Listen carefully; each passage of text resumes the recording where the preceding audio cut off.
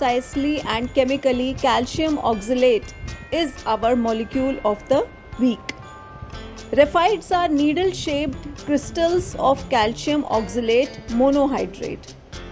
Oxalate plants contain sharp, tiny crystals in their juices, leaves and tubers. Tubers मतलब जो roots food store करके मोटे बन जाते हैं वो ट्यूबर्स हैं. Oxalate crystals can cause intense pain and swelling if they come in contact with the skin or mouth.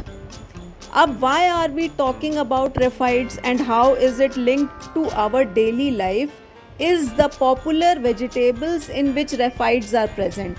For example, yam या जिसको एलिफेंट फुट भी कहा जाता है या पॉपुलरली इंडिया में इसको कहा जाता है जिमीकंद या सूरन.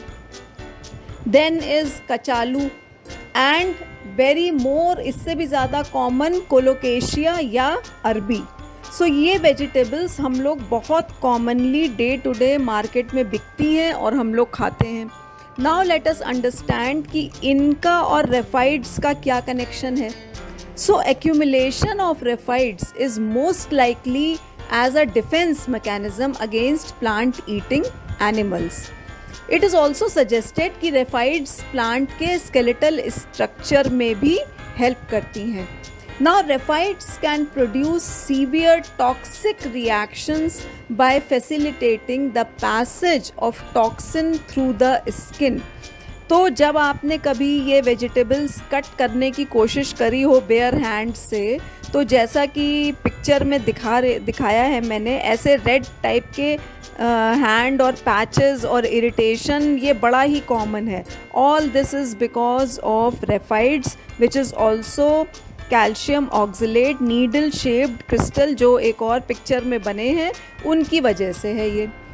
ये प्लांट का एक डिफेंस मैकेनिज्म है. नाउ अब जैसे हम लोग वेजिटेबल कट कर रहे हैं ना करें इसके लिए defence. Then there are animals, plant eating animals जो कि खाते हैं इनको, तो उनसे खुद को बचाने के लिए ये एक डिफेंस मैकेनिज्म है. They tear, raphides tear and harm the soft tissues of the throat and oesophagus of plant predator chewing on the plant parts. Ingestion of plant, अभी उसको सॉलो कर लिया किसी तरीके से, थ्रोट और ईसोफेगस के थ्रू जाके ये सॉलो हो गया, तो ये अंदर जाके पेनफुल स्वेलिंग, नंबिंग और इस तरह के सिम्टम्स जो कि करीब करीब 2 हफ्ते तक रहते हैं. Mouth, throat and internal body organs में स्टिंगिंग, बर्निंग सेंसेशन 2 हफ्ते तक रहने वाला ये सेंसेशन उन एनिमल्स में कॉज कर देता है जो इसको खाते हैं. Plants contain large amounts of raphides. जिनमें ज़्यादा रेफाइड मौजूद है वो प्लांट्स अनपैलेटेबल और एक्रिड टेस्ट में होते हैं. हरदम it is not always possible कि रेफाइड्स की ही वजह से प्लांट का टेस्ट ऐसा हो, लेकिन कुछ ट्यूबर्स ऐसे हैं and it is very very interesting to note, जैसे कि इंडियन टर्निप, उसमें भी रेफाइड पाया जाता है, लेकिन ना तो टर्निप एक्रिड है यानी कसैला है और ना ही टर्निप काटते समय उसमें रैशेस हाथ में पड़ते हैं. ना ऐसा क्यों?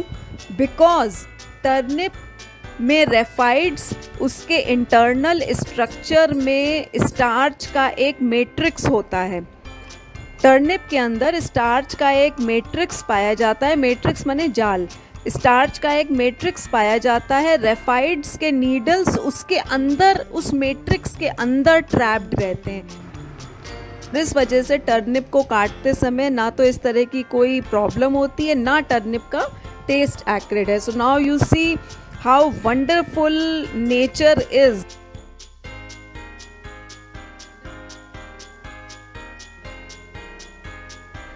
If you like the content of the video, kindly like, share and subscribe and tell me your views in the comment section. Thank you for watching.